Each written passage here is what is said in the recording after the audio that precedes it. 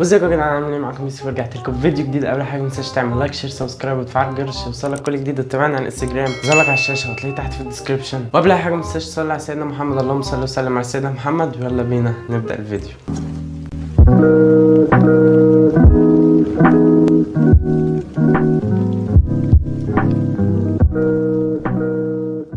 طيب كلنا كنا عارفين ان من سنه كان في خلاف كبير ما بين حمو بيكا ومجدي شطه، وده كان بسبب ان حمو بيكا كان عامل اغنيه وخدت ترند اول على مصر، فقرر اللي هو يعمل حفله ببلاش ويعزم كل اللي بيغنوا مهرجانات، وفضل يقول اسامي الناس اللي هتغني في الحفله ومن ضمنهم كان مجدي شطه.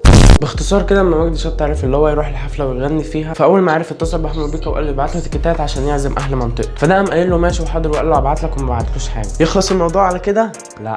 اول ما مجدي شطه عرف اللي هو ما بعتلوش التيكيتات، طلع وعمل فيديو للناس اللي كانت رايحه الحفله عشانه، بيقول لهم ان مفيش تيكيتات اتبعتت له وان هو مش رايح الحفله عشان عنده شغل كتير في المطريه، وقال جملته الشهيره في الفيديو: انتظروني انا مش جاي.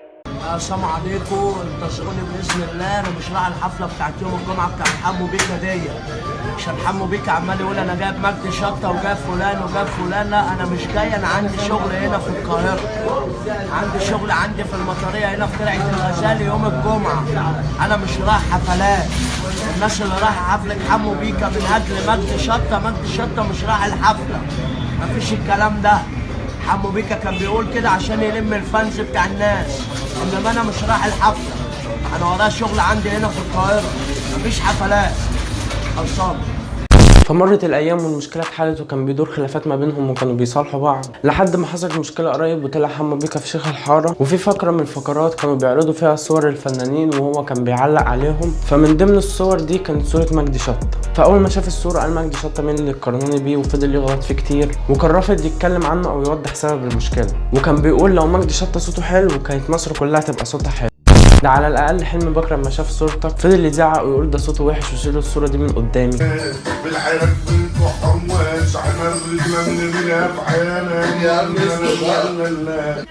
ده المطرب حمو بيكا المنافس القوي لمجدي شطه.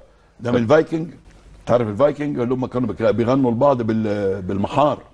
بو بو لماذا نحن هنا؟ سؤال. كان الشعر كده، هي الغنى شعر ولا انا نفسي؟ وبعدين ده هيمنتجه بعد كده وهيطلع اغنيه جرى يا جماعه.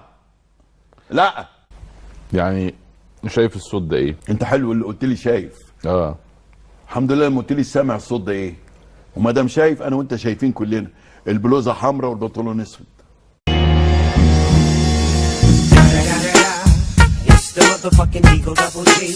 مش انت اللي هتحكم مين صوته حلو ومين صوته وحش ومين اللي يغني ومين ما يغنيش. فاول ما مجدي شطه شاف الحلقه دي وسمع الكلام اللي هو كان بيقوله عليه، طلع ورد عليه في لايف. هو قبل اي كلام، ولا يشرفني ان انا اقعد معاك، ولا يشرفني ان انا اعرفك، ولا يشرفني اقول لك ما يشرفش شبشبي ان يعرف واحد اسمه حمو بيكا. هجيب لك اول فيديو اللي انت اتصيدت فيه على حسي، يلي بتقول مجدي شطه لما قال حمو بيكا الصيد. لا يا حبيبي هقول لك، بص يا بابا، انت اللي قلت لهم انا جايب في الحفله الفنان مش عارف مين، وجايب في الحفله الفنان مش عارف مين، وجايب الفنان حسن شاكوش والنجم مجدي شطه.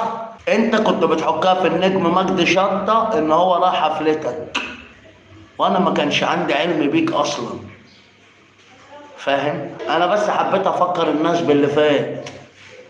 وقال اللي هو ما ينفعش اللي حمو بيكا قاله ده عليه، وقال اللي هو يعمل اغنيه على حمو بيكا. فاللي حابب اوضحه من الموضوع ان لو في خناقه بين طرفين على السوشيال ميديا او بره السوشيال ميديا، لازم تسمع من ناحيتين وتحكم انت، وما تصدقش اي حاجه بسهوله. فبس لحد هنا نكون خلصت الفيديو. اهم حاجه ما تنساش تعمل لايك شير سبسكرايب وتفعل الجرس عشان يوصلك كل جديد، وتتابعنا على الانستجرام ظهرلك على الشاشه وهتلاقيه تحت في الديسكربشن. كان معاكم يوسف، سلام.